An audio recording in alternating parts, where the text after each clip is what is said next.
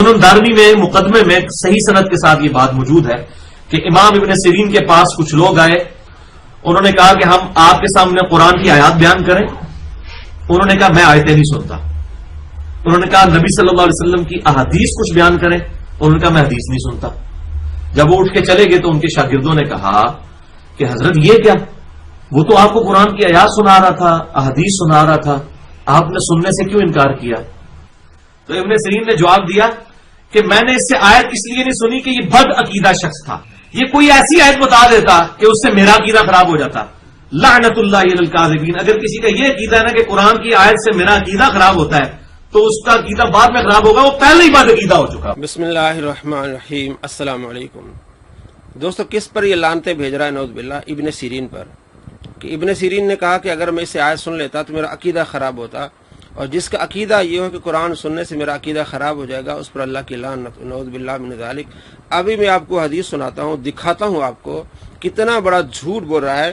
امام ابن سیرین نے یہ کہا کہ مجھے ڈر تھا کہ وہ کوئی آیت سنائیں اور اس میں تحریف کر دیں اور وہ میرے دل میں بیٹھ جائے. آپ نے صرف اتنا کہا، آپ نے یہ نہیں فرمایا کہ قرآن سننے سے میرا عقیدہ خراب ہوگا. نعوذ باللہ من ذالک. کتنا بڑا جھوٹ بول رہا ہے محمد بن سیرین پر، اور ان پر لعنتیں بھیج رہا ہے. ایک تو واقعہ غلط بیان کر رہا ہے اور ان پر جھوٹ بول رہا ہے. محمد بن سیرین جو 70 صحابہ کے شاگرد ہیں، تابعی ہیں، اتنی بڑی شان والے محدث ہیں، ان پر یہ لعنتیں بھیج رہا ہے اور واقعے کو غلط رنگ دے رہا ہے. آپ کے سامنے بھی اگر کوئی قادیانی آ جائے اور آپ کو کہے کہ میں قرآن آپ کو سناتا ہوں، آپ کو علم ہے کہ اس نے قرآن پاک کی آیت پڑھ کے اس میں تحریف کرنی ہے، معنی بدلنا ہے، آپ نے کیا کہنا ہے؟ نہیں جی ہم نے آپ کا قرآن نہیں سنا. اس کا مطلب یہ نکلا کہ آپ قرآن کی انکاری ہیں؟ ہرگز نہیں. اور یہ کیا کرنا چاہتا ہے؟ صرف اپنے آپ کا تحفظ چاہتا ہے کہ کل لوگ یہ کہیں گے کہ اس کو نہ سنو تو میں پہلے یہ بات واضح کر دوں کہ یہ لوگ قرآن کی انکاری ہوں گے. حالانکہ ایسی ہرگز بات نہیں ہے. یہ تو کہتا ہے کہ قرآن کا معنی مفہوم وہ ہے جو ایک غیر مسلم لیتا ہے. تو ایسے بندے سے کیا قرآن سنا جائے گا جو یہ کہتا ہے کہ غیر مسلم جو معنی مفہوم قرآن کا لیں وہ معنی مفہوم معتبر ہوگا، مسلمان کا نہیں. بولتا ہوں بڑا بھاری جملہ ہے میرا کہ قرآن حکیم کا صرف وہی ترجمہ معتبر ہے جو ایک غیر مسلم سمجھے گا قرآن کو پہلی بار پڑھ کے، وہی ترجمہ اور تفسیر معتبر ہے، مسلمان کی نہیں. آپ نے دیکھا اور سنا کہ یہ جس بندے کا عقیدہ ہو اس پر لعنت بھیجنی چاہیے نا. تو یہ کہتا ہے کہ قرآن پاک کا وہ معنی مفہوم معتبر ہوگا جو غیر مسلم لیتا ہے. اب آئیے اصل واقعے کی طرف. آپ پوری حدیث دیکھیے. حدیث نمبر 411 ترجمہ. اسما بن عبید نے کہا کہ اہل حوث متکلمین و فلاسفہ میں سے 2 آدمی ابن سیرین رحمہ اللہ کے پاس آئے اور کہنے لگے اے ابو بکر ہم آپ کے لیے حدیث بیان کرتے ہیں. انہوں نے کہا نہیں، اس کی ضرورت نہیں. انہوں نے کہا پھر ہم آپ کو قرآن پاک کی کوئی آیت سناتے ہیں. فرمایا نہیں، یا تم میرے پاس سے اٹھ کر چلے جاؤ یا میں خود چلا جاؤں گا. راوی نے کہا لہٰذا وہ دونوں نکل گئے. اہل مجلس میں سے کسی نے کہا اے ابو بکر یہ آپ کی کنیت ہے، کیا برائی تھی اگر وہ قرآن پاک کی کوئی آیت سنا دیتے؟ فرمایا مجھے ڈر تھا کہ وہ کوئی آیت سنائیں اور اس میں تحریف کر دیں اور وہ میرے دل میں بیٹھ جائے. تحریف کر دیں یعنی معنی بدل دیں، اس کا شان نزول غلط بیان کریں، معنی بدل دے، وہ معنی جو بدلیں گے وہ میرے دل میں نہ اتر جائے، اس لیے میں نے ان سے قرآن نہیں سنا. آپ نے یہ ہرگز نہیں کہا کہ قرآن پاک سننے سے میرا عقیدہ خراب ہو جائے گا. یعنی غلط واقعہ بیان کر کے ابن سیرین پر لعنتیں بھیجنا یہ ایک لعنتی آدمی کا کام ہو سکتا ہے اور صرف اپنے آپ کو پروٹیکٹ کر رہا ہے. یہ اپنے آپ پر یہ لا رہا ہے تاکہ کل لوگ کہیں گے کہ اس لعنتی سے نہ سنو، اس منافق اور اس جاہل سے نہ سنو. تو اس لیے ان پر لعنتیں بھیج رہا ہے کہ جی یہ اگر یہ قانون بنا لیا جائے کہ کسی سے قرآن نہ سنا جائے تو قادیانی کیسے مسلمان ہوں گے.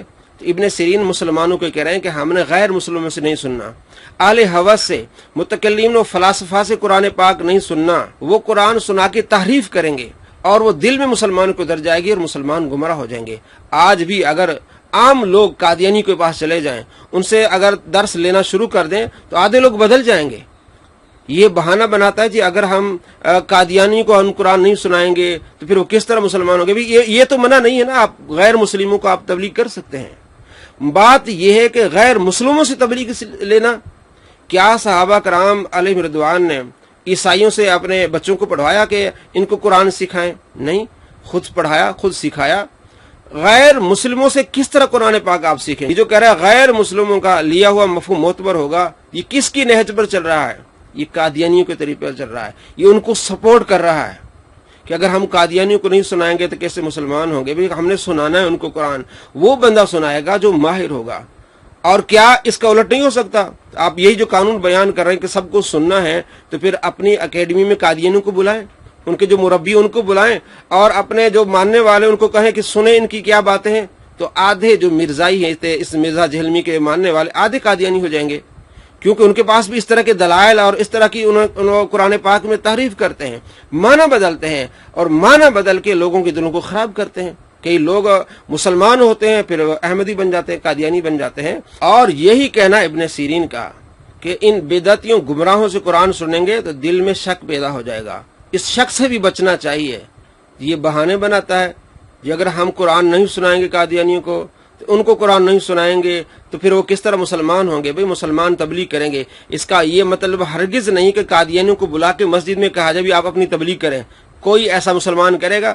کم سے کم اگر یہ لعنت جو بھیج رہا ہے ابن سیرین پر، ایک مرتبہ یہ تو کر کے دکھائے نا اپنی اکیڈمی میں، قادیانیوں کو بلائے اور ایک ہفتے کے لیے اپنے بچوں کو بلائے، بھئی ان کو تربیت کرو، تو پتہ چلے گا کہ کتنے لوگ جو اس کے ماننے والے وہ قادیانی ہو جائیں گے۔ یہ جھوٹا اور مکار ہے، کس طرح تابعین پر لعنتیں بھیج رہا ہے۔ الامان والحفیظ۔ نام نہاد انجینئر محمد علی مرزا خارجی کے ہر جھوٹ کا اب ہم کریں گے علمی پوسٹ مارٹم۔ اب تعقب کیا جائے گا نام نہاد انجینئر محمد علی مرزا خارجی کے ہر جھوٹ کا۔ تمام عشاق رسول ہمارا چینل سبسکرائب کرنا مت بھولیے۔